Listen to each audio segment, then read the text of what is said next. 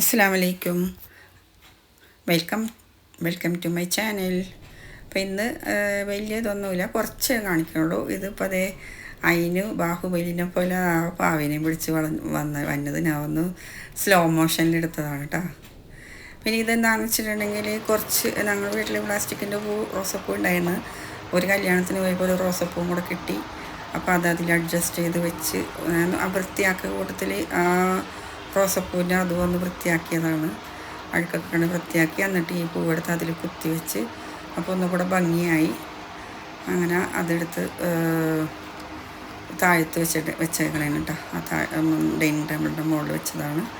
പിന്നെ അത് കഴിഞ്ഞ് ഞങ്ങളൊന്ന് ഞാൻ മോളെയായിട്ട് പിള്ളേരായിട്ട് കടപ്പുറത്ത് പോയിരുന്നപ്പോൾ ആനുക്കും ഒക്കെ കടപ്പുറത്ത് പോകണമെന്ന് പറഞ്ഞപ്പോൾ അവരെയായിട്ടൊന്ന് പോണതാണ്.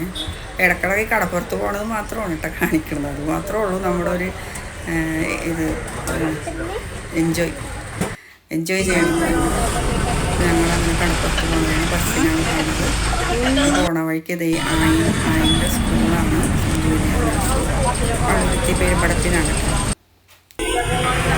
സ്കൂൾ കഴിഞ്ഞ് പോയിട്ട് ഒരു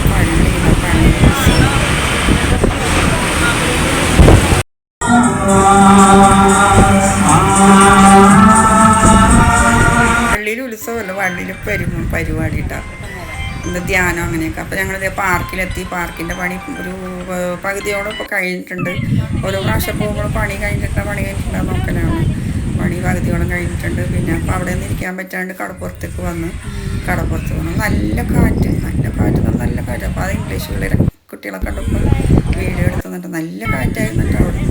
പിന്നെ ഇതൊക്കെ അങ്ങനെ ഞാൻ വീഡിയോ എടുക്കാറില്ല. അങ്ങനെ എടുക്കാറില്ലാതെ കുറച്ച് കാര്യങ്ങൾ വീഡിയോ എടുത്തിട്ട് അതിടണതാണ്.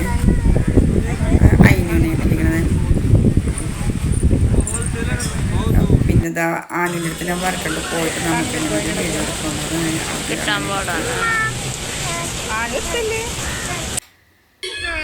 രണ്ടുപേരും കൂടെ കളിക്കണേണ്. അപ്പോൾ നല്ല കാറ്റും കളിക്കാനുള്ള സ്ഥലങ്ങളൊക്കെ പിള്ളേർ ഹാപ്പിയായി.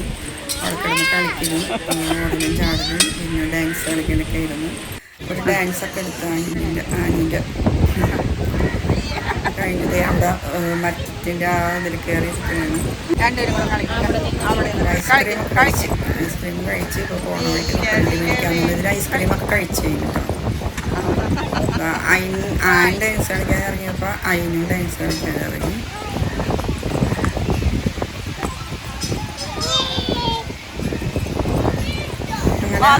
അങ്ങനെ നടന്നിട്ട് ഞാൻ മേടിച്ചത് അമരയാണ്.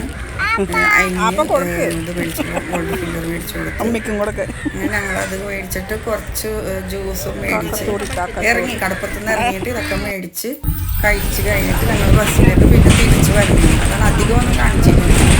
വന്ന വഴിക്കുള്ളത് നമ്മുടെ ഹോസ്പിറ്റലാണ്. ഫോർട്ട് കൊച്ചിയിലെ ഗവൺമെൻറ് ഹോസ്പിറ്റലാണ് അപ്പോൾ അവിടെ നിന്ന് വീണ്ടും അങ്ങനെ പോകും. വെളിയെത്തിയപ്പോൾ അവിടെ വെളിയല്ല നടയിൽ ഇങ്ങനെ പൈപ്പ് ഉത്സവം അമ്പലത്തിൽ. അതാണ് പള്ളിയിലെ ഉത്സവം, പള്ളിയിലെ പരിപാടി. അമ്പലത്തിലെ ഉത്സവമാണ്.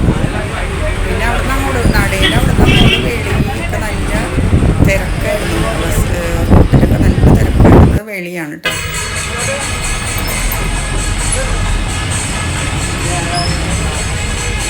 അങ്ങനെ അതും നമ്മൾ വീഡിയോ എടുത്ത് പിന്നെ ബാക്കിയുണ്ട് മോട്ടിവേഷൻ സ്പീക്കാണ്.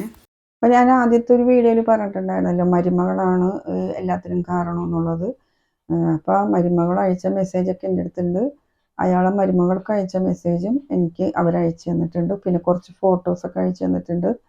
അപ്പോൾ അതൊക്കെ ഇപ്പോൾ ഞാൻ കാണിക്കണില്ല കേട്ടോ, കുറച്ചും കൂടെ അങ്ങോട്ട് കഴിഞ്ഞിട്ട് കാണിക്കാം. അപ്പോൾ അവർ അയാൾക്കെതിരെ കേസ് കൊടുക്കാനുള്ള പുറപ്പാടിലാണ്. എന്താണെന്ന് വെച്ചിട്ടുണ്ടെങ്കിൽ കോംപ്രമൈസ് ചെയ്യാൻ അയാൾ തയ്യാറാവണില്ല.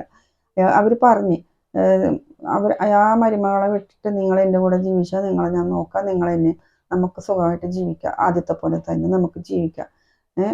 എന്തിനാണ് അവരായിട്ട് പിന്നെയും നിങ്ങൾ സംസാരിക്കണം ഇതിനൊക്കെ പോകണതെന്ന് പറഞ്ഞിട്ട് ഇയാൾ അത് കൂട്ടാക്കണില്ല. അതായത് ഈ ഭാര്യ പറയണത് ഭർത്താവ് ചെവി കൊള്ളണില്ല. ഇപ്പോഴും അവരെ അവോയ്ഡ് ചെയ്തുകൊണ്ടിരിക്കുകയാണ്. അപ്പോൾ അവർ കേസ് കൊടുക്കാനുള്ള പുറപ്പാടിലാണ് കേട്ടോ. എന്ന് വെച്ചാൽ ഞാൻ പറഞ്ഞിട്ടുണ്ടായിരുന്നല്ലോ, എപ്പോഴും പെട്ടെന്ന് നമ്മൾ അങ്ങോട്ട് കേസ് കൊടുക്കണം. ആദ്യം നമ്മൾ കോംപ്രമൈസിന് ശ്രമിക്കുക, അല്ലാതെ ആകുമ്പോൾ നമുക്ക് പിന്നെ കേസ് കൊടുക്കാതല്ലാതെ നിവർത്തിയില്ലല്ലോ. അപ്പോൾ നിയമപാലകർ നമുക്ക് നീതി നടപ്പാക്കി തരണം അല്ലോ. അങ്ങനെ അതിനുവേണ്ടി അപ്പോൾ അവർ കേസ് കൊടുക്കാനായിട്ട് അഡ്വക്കേറ്റിനെയൊക്കെ പോയി കണ്ട് സംസാരിച്ച് എല്ലാം ക്ലിയറാക്കി വെച്ചിരിക്കണേണ്. ഇൻഷാ അല്ലാഹ് എന്താണെന്നുള്ളത് ഇനിയും അവർ ബാക്കി പറയും. ഇപ്പോൾ അഡ്വക്കേറ്റ് അയാളെയും വിളിപ്പിച്ച് സംസാരിച്ചിട്ട് കേസ് കോടതി മുഖേന കേസ് അങ്ങനെയെങ്കിൽ അങ്ങനെ, അല്ലെങ്കിൽ അഡ്വക്കേറ്റിൻ്റെ മുമ്പിലായാലും അവർ കോംപ്രമൈസിന് അയാൾ തയ്യാറായി ഒക്കെ ഇതാക്കണമെങ്കിൽ അങ്ങനെ, ഇല്ലെങ്കിൽ ഇത് കേസായിട്ട് തന്നെ അങ്ങോട്ട് പോയി പിന്നെ കോടതി തീരുമാനിക്കണതാണല്ലോ. അപ്പോൾ എന്തായാലും ഇവർക്ക് ന്യായം കിട്ടണം, അതിനുള്ളത് അഡ്വക്കേറ്റ് ചെയ്തു കൊടുക്കാമെന്ന് പറഞ്ഞിട്ടുണ്ട്. അപ്പോൾ അതങ്ങനെ പോകും. അതൊന്നാമത്തത്. പിന്നെ രണ്ടാമത് ഞാൻ പറഞ്ഞത് ഉമ്മയുടെയും ഈ മക്കൾ മരിച്ചു പോയത്, അല്ല ഉമ്മ ജീവിച്ചിരിക്കെ മോൻ മരിച്ച് മക്കൾക്ക് കൊടുക്കില്ല എന്ന് പറഞ്ഞത്, അതും അങ്ങനെ പോയിക്കൊണ്ടിരിക്കണതാണ്, പ്രശ്നങ്ങളായിട്ട് പോയിക്കൊണ്ടിരിക്കണതാണ്. അപ്പോൾ അതും അവർ പ്രശ്നങ്ങൾ സോൾവ് ചെയ്താനായിട്ട് അഡ്വക്കേറ്റിൻ്റെ അടുത്ത് സംസാരിച്ചിട്ടുണ്ട്. ഇനി അതും ഇങ്ങനെ അഡ്വക്കേറ്റ് മുഖേന അതും കേസും കോടതിയൊക്കെ ആയിട്ട് അതും സോൾവ് ആക്കി. അപ്പം ഇല്ല, ആർക്കാണ് നീതി, അവർക്ക് ആരുടെ പക്ഷത്താണ് ന്യായം, അവർക്ക് നീതി കിട്ടണം. അത്രേ എനിക്ക് പറയാനുള്ളൂ. നീതി അവർക്ക് കിട്ടിയിരിക്കണം, ന്യായമുള്ള പക്ഷത്ത് നീതി കിട്ടിയിരിക്കണം. തള്ളന്മാരായാലും മക്കളായാലും അങ്ങോട്ടും ഇങ്ങോട്ടും ചെയ്യുമ്പോഴും പറയുമ്പോഴും ഒക്കെ ഏതെങ്കിലും ഒരു പക്ഷത്ത് ന്യായം ഉണ്ടാവുമല്ലോ. അത് കാണുന്ന ഒരു ആൾ മോളിലും ഉണ്ടല്ലോ. അപ്പോൾ അവർ ന്യായമായ പക്ഷത്താണ് അവർക്ക് നീതി മേടിച്ച് കൊടുക്കണം, നീതി കിട്ടണം. അതുമാത്രമാണ് എൻ്റെ ദുആയും എൻ്റെ പ്രാർത്ഥനയും. അപ്പോൾ അവർക്ക് നീതി കിട്ടണമെന്നാണ് ഞാൻ ദുആ ചെയ്യണത്. ഇൻഷാ അല്ലാഹ് തീർച്ചയായും അവർക്ക് നീതി കിട്ടിയിരിക്കും. അടുത്ത വീഡിയോയിൽ ഇനി ഞാൻ കുറച്ച് ഇപ്പം ഇത് അധികം ഒന്നും പറയില്ല, ഇച്ചിരി പറയണം. പിന്നെ ഒന്ന് പറഞ്ഞത് ഗവൺമെൻറ് ജോലി മോനിക്ക് കിട്ടിയിട്ട് മോൻ തള്ളനെ നോക്കണില്ല എന്നുള്ളത്. അതിൻ്റെതും ഡീറ്റെയിൽസ് ഞാൻ ഇൻഷാ അല്ലാഹ് അടുത്ത വീഡിയോയിൽ പറയണതാണ് കേട്ടോ. അവർ എൻ്റെ സുഹൃത്ത് പിന്നെ എൻ്റെ അടുത്ത് വിളിച്ചിട്ടില്ല, ഞാൻ അവരിങ്ങോട്ടും വിളിച്ചിട്ടില്ല. അവരപ്പോൾ കുറച്ച് ബിസിയുള്ളൊരു സുഹൃത്താണ്. അപ്പോൾ അവർ എങ്ങനെയെങ്കിലും അവരൊക്കെ അടുത്ത് ഫോൺ ചെയ്ത് സംസാരിച്ചിട്ട് എന്താണെന്നുള്ള കാര്യങ്ങൾ എൻ്റെ അടുത്ത് പറയാമെന്ന് പറഞ്ഞിട്ടുണ്ട്. അപ്പോൾ ഇൻഷാ അല്ലാഹ് അത് ഞാൻ പറയാം. പിന്നെ കുറച്ച് പേരും കൂടെ വിളിക്കണുണ്ട്. അപ്പം ഇൻഷാ അല്ലാഹ് ഞാൻ അതിൻ്റെ ഡീറ്റെയിൽസൊക്കെ പറയാം കേട്ടോ. ഇതൊരു മോമോസ് ഉണ്ടാക്കുന്ന വീഡിയോ ആണ് കേട്ടോ. ഇതൊക്കെ ഞാൻ നേരത്തെ എടുത്തു വെച്ചിരുന്നതാണ്. അപ്പോൾ അതിന് വേണ്ടി ഒരു 1.5 ഗ്ലാസ് മൈദ, അതിലിത്തിരി ഉപ്പിട്ട് പിന്നെ കുറച്ച് ഓയിലിട്ട് വെള്ളം ഇട്ടിട്ട് ഒന്ന് ചേർത്തെടുത്ത് എല്ലാം കൂടെ, പിന്നെ അതിന് ശേഷം കുറച്ചും കൂടെ ഓയിൽ ഒഴിച്ചിട്ട് ഇങ്ങനെ ഉണ്ടയാക്കി വെച്ചിട്ടുണ്ട്. പിന്നെ ഇതിന് മസാല ഉണ്ടാക്കണേന്ന് കേട്ടോ. അപ്പോൾ അതിനായിട്ട് ഒരു സവാള നല്ല ചെറുതായിട്ട് അരിഞ്ഞെടുത്തതാണ്. വെളിച്ചെണ്ണ ഒഴിച്ചിട്ട് ആ സവാള അതിലിട്ട് മഞ്ഞൾപ്പൊടി ഇട്ട് ഉപ്പിട്ടിട്ട് ഈ ഇറച്ചി ഇഞ്ചി വെളുത്തുള്ളിയും പച്ചമുളകും മല്ലിപ്പൊടി മുളക് പൊടി മഞ്ഞൾപ്പൊടിയൊക്കെ ഇട്ട് വേവിച്ചതാണ്. എന്നിട്ട് അതൊന്ന് ചതച്ചെടുത്തതാണ് കേട്ടോ. അപ്പോൾ അതും അതിലിട്ട് കൊടുത്ത് പിന്നെ അത് സെറ്റാക്കി കഴിഞ്ഞതിന് ശേഷം മൂടി വെച്ചിരുന്ന പൊടി എടുത്തിട്ട് പരുത്തി അങ്ങനെ നല്ല വലുതായിട്ട് പരുത്തി മുറിച്ചെടുത്തിട്ട് അതിൽ ആ മസാല വെച്ചിട്ട് മോമോസ് ഉണ്ടാക്കണതാണ്. ഉണ്ടാക്കി അങ്ങനെ എല്ലാം ഉണ്ടാക്കിയെടുത്തതിന് ശേഷം ഇഡ്ഡലി ചെമ്പിൽ വെച്ച് ആവി കയറ്റി എടുക്കണതാണ്.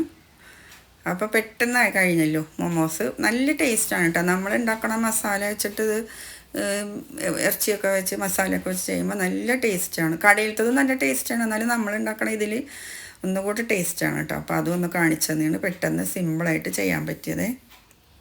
അപ്പോൾ ഇത്രയൊക്കെ ഉള്ളൂ. ഇനി ഇൻഷാ അല്ലാഹ് അടുത്ത വീഡിയോയിൽ വീണ്ടും കാണാം. അസ്സലാമു അലൈക്കും വറഹ്മത്തുള്ളാഹി വബറകാതുഹു.